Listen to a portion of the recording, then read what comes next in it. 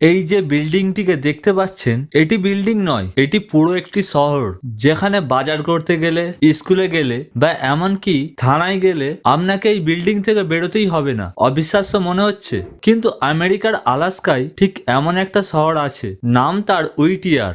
এই শহরে ঢোকার রাস্তা মাত্র একটা 4 কিলোমিটার লম্বা এক টানেল। আর মজার ব্যাপার হলো, রাত 10:30 বাজলেই এই টানেল বন্ধ করে দেওয়া হয়। মানে একবার টানেল বন্ধ হলে আপনি বাইরের দুনিয়া থেকে পুরোপুরি ডিসকানেক্টেড। পুরো শহরে মানুষ থাকে একটা মাত্র বিল্ডিং এ, যার নাম বেগিস টাওয়ার্স। 14 তলার এই বিল্ডিং এর ভেতরটা অনেকটা একটা আস্ত শহরের মতো। এখানে আছে নিজেদের গ্রোসারি শপ আর এটিএম, পুলিশ স্টেশন আর পোস্ট অফিস, এমনকি একটা চার্চ আর লন্ড্রিও আছে। বাইরে যখন হাড় কাঁপানো শীত আর -20 ডিগ্রি তাপমাত্রা, তখন বাচ্চারা স্কুলে যায় কিভাবে? এই বিল্ডিং এর বেসমেন্ট দিয়ে একটা সিক্রেট টানেল চলে গেছে সোজা পাশের স্কুলে। অর্থাৎ কনকনে ঠান্ডার মধ্যেও জ্যাকেট না পরেই বাচ্চারা দিব্যি স্কুলে চলে যেতে পারে। এমনকি স্কুলের টিচাররাও কিন্তু একই বিল্ডিং এই থাকেন। কেন এমন অদ্ভুত ব্যবস্থা? আসলে 1953 সালে আমেরিকান আর্মি এই ভবনটি বানিয়েছিল। 1964 সালে আলাস্কায় যখন ইতিহাসের অন্যতম ভয়াবহ ভূমিকম্প হয়েছিল,